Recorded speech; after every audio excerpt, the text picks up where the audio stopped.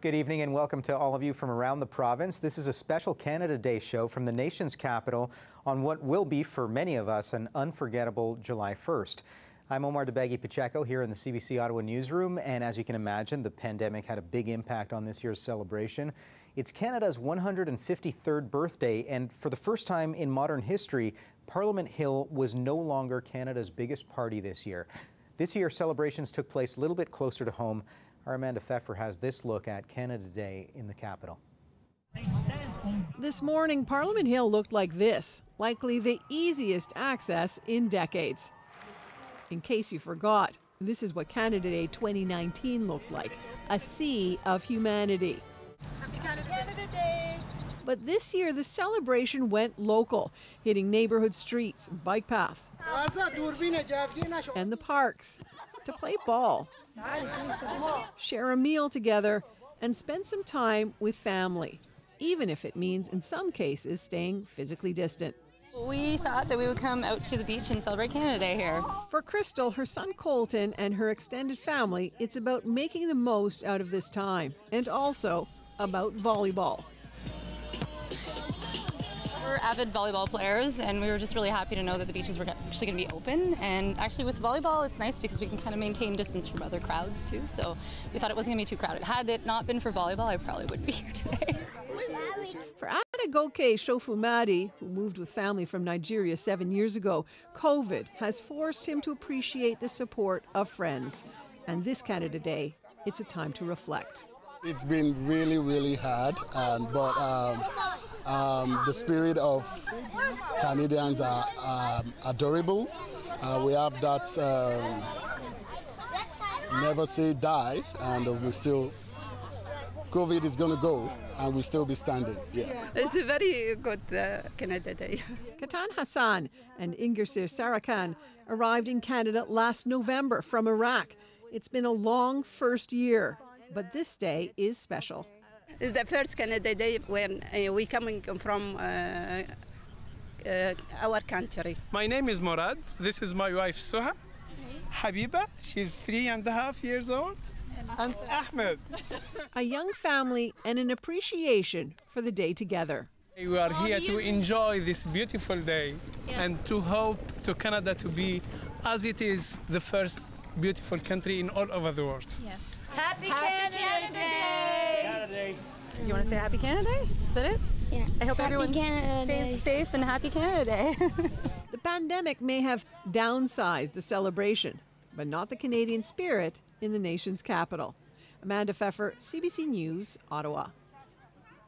Now, the theme may have been a socially distanced Canada Day, but that did not stop people from congregating at one of Ottawa's larger parks. Police were sent to Mooney's Bay Park in the last hour or so, and that was because of a large gathering of people. The city is shutting down that park for tonight, and police are asking people to avoid that area. Now, even though there were no Canada Day celebrations on Parliament Hill this year, it wasn't a quiet day by any means. Hundreds of protesters gathered on the Hill to voice their concern over a variety of topics. Some were frustrated by the Liberals' new gun laws. Others were protesting the regulations due to COVID-19. And some protesters were there to demand Parliament return to session during the pandemic. The protests were peaceful, and they continued for much of the afternoon. Now, in many parts of the country, it's a Canada Day like no other. Even one-time honored July 1st tradition has had to change, and that's the citizenship ceremony. But that didn't stop the excitement for those who did take part. David Thurton brings us a look. Happy Canada Day, everyone! Happy Canada Day, everyone! It's probably not how these 19 new Canadians thought they would officially become citizens, but COVID-19 and physical distancing requirements mean the traditional citizenship ceremony had to go online. But the essentials remain the same. The judge. Canadian citizenship also comes with responsibilities, such as obeying the law. And that reminder of the responsibilities that come with being Canadian. I swear. And then the oath, although it might have been a bit hard for these 19 new Canadians to follow along. And bear true allegiance. And bear true allegiance. But the emotions and pride were the same for some who took part. I was hoping for a ceremony in person, but actually Zoom ceremony was very well organized. and emotional level of the ceremony was very high. Michael Janus moved to Canada about a decade ago, and he now lives in Whitehorse. Born in Poland, Janus fell in love with the natural northern beauty of his new home, although he knows the country does have its problems with systemic racism. I'm very proud to become Kenyan because despite of the issues which Canada faced in the past, Kenyans do not avoid the responsibility and they do not avoid to talk about it. Did you know there are over 250 ethnicities living in communities across Canada? The Minister of Immigration attended today's ceremony, and he acknowledged that Canada is a work in progress. I would say that yes, racism does exist in all of its forms in Canada, and we have to acknowledge it. We have to come to grips with that harsh truth. We stand on God. It's an imperfect country, and today was an imperfect ceremony, Mendocino says. But as with all things, there's opportunities to make it better. David Thurton, CBC News, Ottawa. The health unit in Windsor, Essex, that's one of the hardest hit regions for COVID-19, has shut down a farm because of a high number of positive cases among workers there. Officials are reporting 191 new cases of COVID-19 at this single farm over the weekend.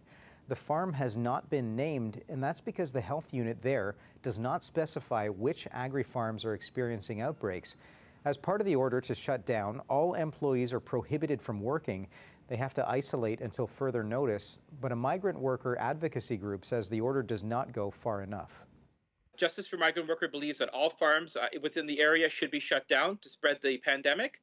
We believe that this is a Band-Aid on a gushing wound. If we want to get to the root causes of the spread of the pandemic, shut all the farms down, ensure there's enough time for safety measures and sanitation to take place, and pay the workers their full wages. Many of these workers are working 50 to 60 hours. Pay them as compensation for this time lost.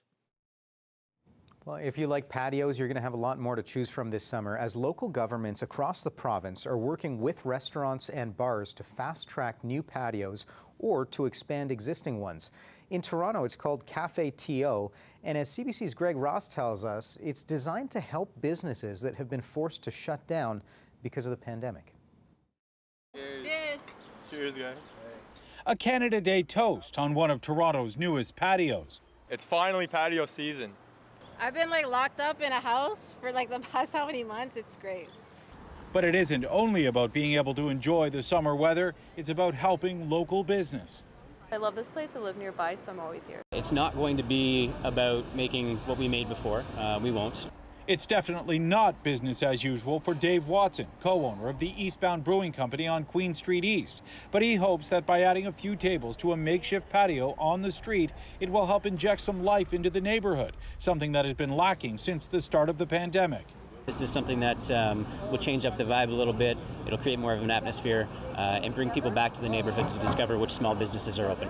The Eastbound Brewing Company is one of the first businesses to take advantage of the new Cafe TO program. And Mayor John Tory was there today to enjoy a beer on their new patio.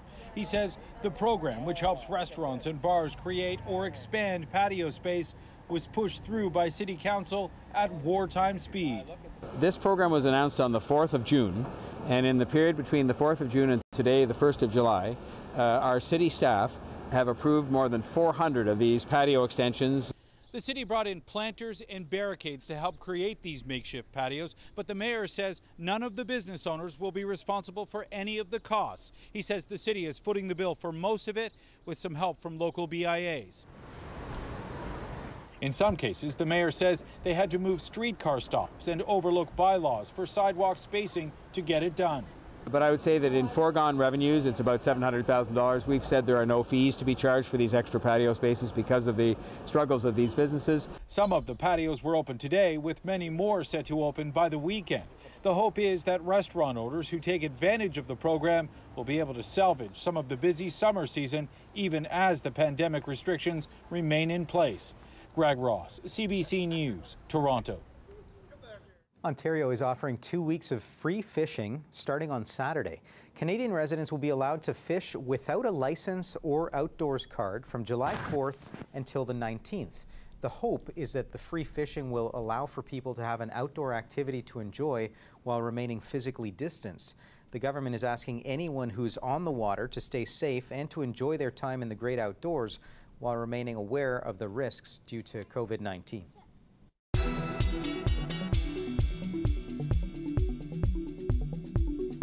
Colette Kennedy is keeping track of our provincial weather forecast today, and as many of you have probably felt, it's getting a little bit hot out there, but just how much hotter will it get? Here's Colette Kennedy. Thanks, Omar. Yeah, not bad conditions today and as we're closing out our holiday. And okay, obviously getting steamy, and it is because of that Environment Canada has gone ahead and we do have this heat warning. Now, it doesn't extend to the Ottawa Valley where you're seeing a little bit of pink just off the screen. That's picking up into southern Quebec. This starts around the Kingston area through Belleville, extends all the way back through the GTA into southwestern Ontario with lows, highs in the low 30s. That's right, we were there today. Humidex values approaching the low 40s at times. And then the lows, the overnight lows, those are even extreme because you can't even get relief. Yeah, because they're towards 20 degrees. So what we're looking at, a few isolated pop-ups earlier today, but it becomes a little more widespread tomorrow into the afternoon and evening hours with some of the scattered showers and thunderstorms. And that's because there's actually a trigger as a cold front is going to be popping in. So with that, we'll see some of those popping up mostly here through eastern Ontario. And again, we're going to see even into Friday afternoon some widespread scattered showers and thunderstorms. So just be aware of that for the next couple of afternoons and evenings. In terms of what we've got here for your temperatures tonight, southwestern Ontario 16 to 17. Highs tomorrow, there are the temps, but it's going to feel like about 38 to 40. Into the GTA, your temperatures overnight 19 to 20. Your highs tomorrow certainly in the low 30s, feeling like about 35. And then here we go tonight, 17 to 18. Tomorrow, again, keep an eye out for some of the active weather, looking like these should be non-severe in nature. And then our 5-day forecast, keeping it hot through the period. Could the heat warning get extended into the Ottawa Valley? It's certainly possible. And the areas where it's in play, we are looking at the risk of it getting extended through Sunday because, Omar, this pattern of heat is hanging around for a while. Thanks for that, Colette. The young man who became known to many people as Ottawa's Butterfly Boy is being recognized posthumously with one of Canada's top honors. Jonathan Petra is being recognized by the Governor-General of Canada with the Meritorious Service Cross. It's for his work to raise awareness of the painful and debilitating skin condition that claimed his life. Petra died in 2018 when he was just 17 years old. Petra's mother, Tina Boileau, is also receiving a Meritorious Service Medal for helping to spread the word about that disease. Petra was born in Embrun, just outside of Ottawa. He's one of 123 remarkable Canadians being honored today. Well, we're going to take a short break. When we come back, saying goodbye to loved ones during this pandemic has been especially painful. And now funeral homes are coming up with new ways for people to grieve.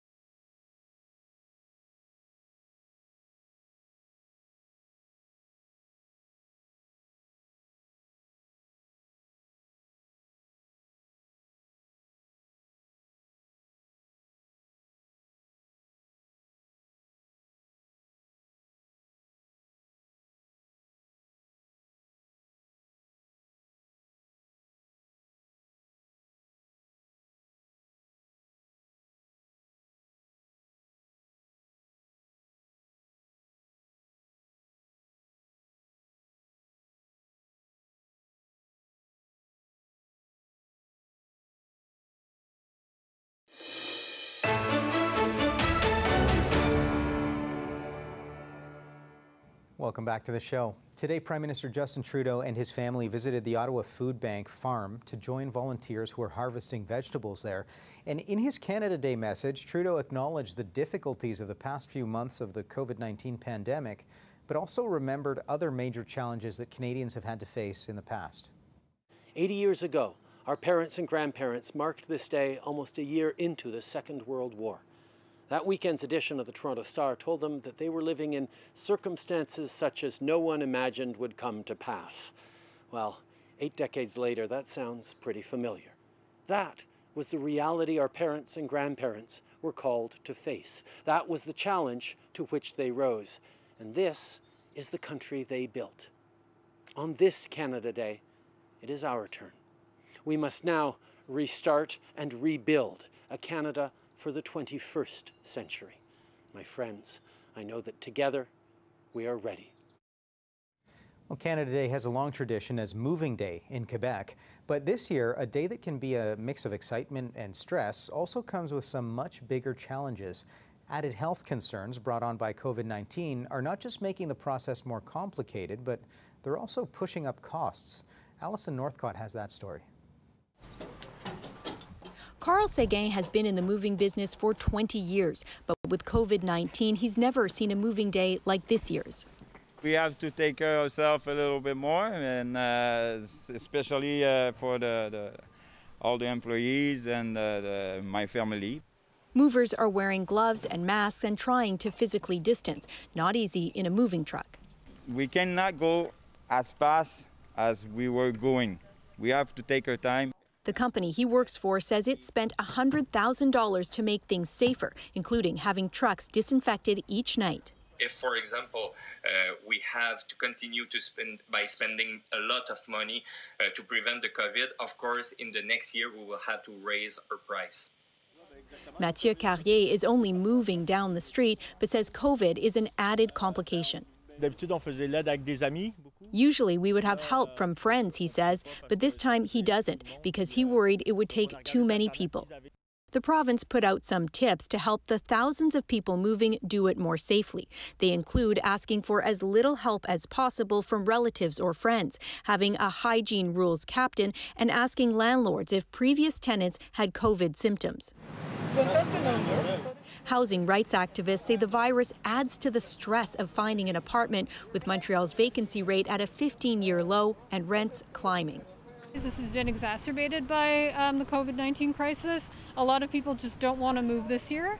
So what this means is that there's very little in the way of apartments on the market right now, and what is there is prohibitively expensive. She says it's hard to visit prospective apartments in a pandemic and says it can be risky to crash with family or friends if you can't find a place. The city says the number of people seeking housing help has doubled since Moving Day last year, and it's trying to find places for everyone. Alison Northcott, CBC News, Montreal. Funeral homes are coming up with unique ways to allow people to grieve in groups during the COVID-19 pandemic. In Ontario, services can go ahead with up to 30% capacity of indoor venues, and up to 50 people can gather outside. Now, as Hilary Johnstone tells us, a funeral home in Eastern Ontario is maximizing the number of mourners by hosting them in a very novel way, a funeral drive-through. Is this your first drive-through? At this recent visitation in cars, mourners signed the guest book, paid their respects to the family, and said their final goodbyes to Jessie Ovens, all without leaving their vehicles. They never leave their car. The family is here to greet them, and then they move on. So everything is done under the guidelines. Ovens was a great-great-grandmother. She died of natural causes on June 10th at the age of 102. She was well loved in this small community in rural South Ottawa. Her family decided Ontario's current restrictions on funeral sizes wouldn't be enough to properly celebrate the life of their grand lady. My mother had an amazing sense of humor. So all through the trials and tribulations of organizing this, she would just be laughing her head off. This drive-through visitation is the first one held by Tubman Funeral Homes. It's a way to respect the rules while allowing more people to gather in a group and grieve. During the early days of COVID with such restrictions, the families were isolated. They're at home, they're grieving on their own. So grief is always hard. Could you imagine complicating it more with isolation. The home is also going to offer drive-through funerals where guests will stay in their vehicles and use their radios to tune into the service and listen to the officiant. Because you can see the families, you get a chance in this case to see the coffin. The pastor who led Ovens' service says the experience still delivers the connection people are looking for. And it gives the community the chance to say goodbye. And while it may have been an unconventional goodbye, McCallum says her mother would have been pleased. I just wish that everybody who loses a loved one in these times could share something like this, and I hope they can. Hilary Johnstone, CBC News, Ottawa. When we come back from the break, the Chateau Laurier has been closed since March 21st, and today that changed. We'll stop by the iconic hotel for its Canada reopening.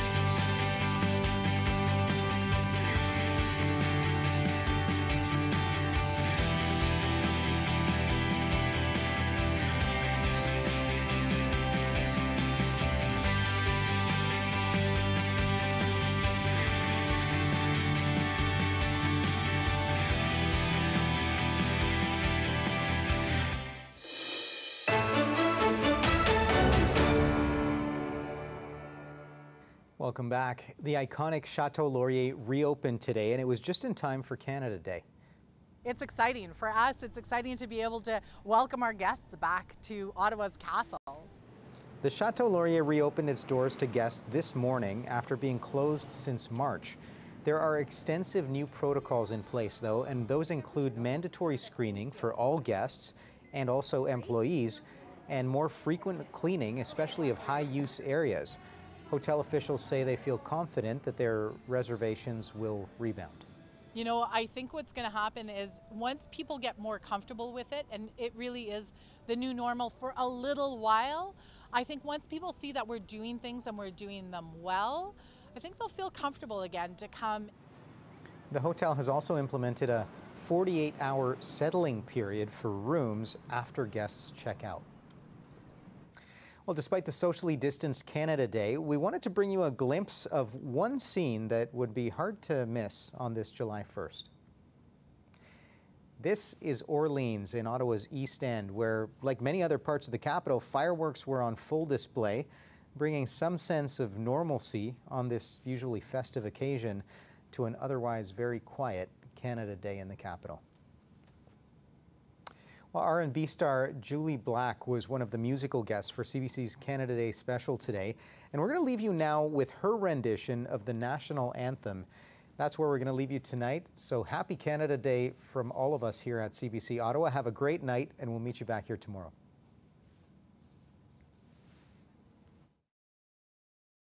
Oh, Canada,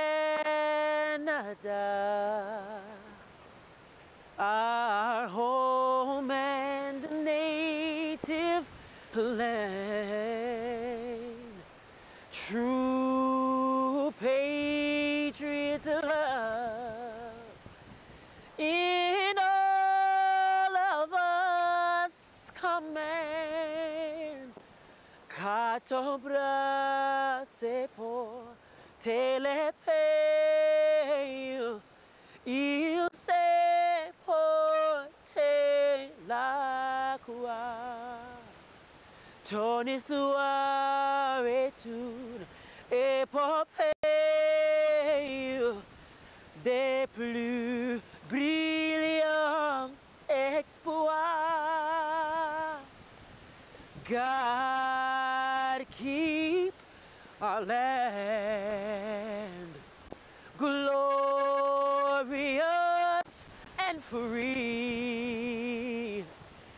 Oh, Canada, we